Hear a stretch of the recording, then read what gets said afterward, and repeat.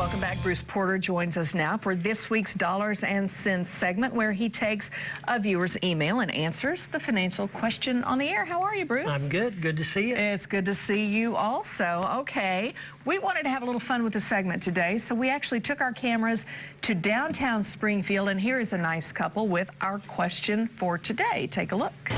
I would like to know how much money you need to have for retirement when you don't know how much things are going to cost and cost of living is going to be when we retire. That is a good question. So not even you, Bruce Porter, in all your financial wisdom, can predict the future as much as I wish he could. How do you know? You don't know. You just can assume there will be inflation. But how do you even start that? A lot of people have that question. They don't know how much things are going to cost. They don't know where to start. They don't know what to do. It's a very tough question, and there's not an easy fixed answer for that. What we need to do is we need to talk about maybe some retirement sense. Let's talk about the what, when, where, and how. Yes, what, when, where, and how. I like that. So I think what we want to do is we discuss what is our goal. What's our savings amount that we feel comfortable that we can put away, and what's a rate of return? We have to assume something.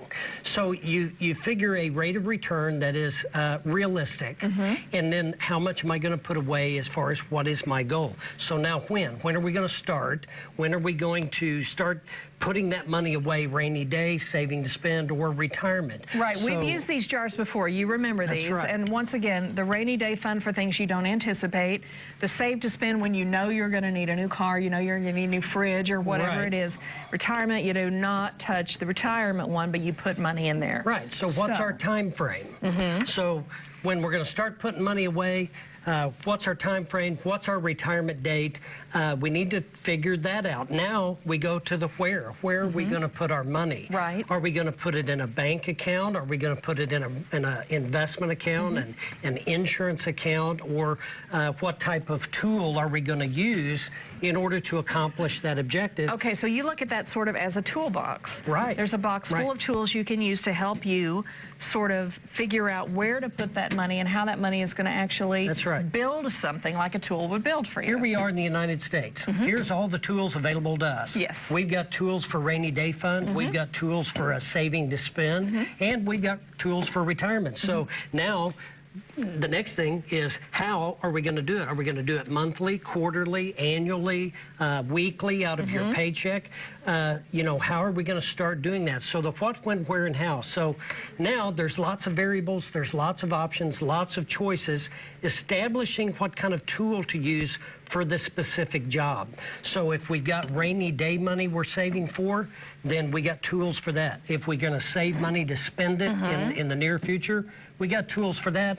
And then, of course, we've got the retirement plan. So we use our employer-sponsored plans. We use IRAs, Roth IRAs. We use, if you're a business owner, you could use a SEP IRA or some type of a profit-sharing plan at work, things like that. So all of those things become which tool is right for which job that we're going to do.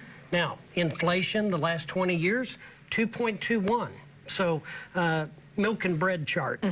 20 years ago, milk and bread was cheaper than it is today. Much.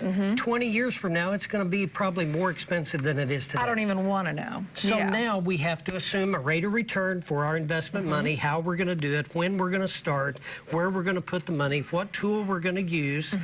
We got to calculate kind of an inflation factor into there, and then how are we going to treat our taxes?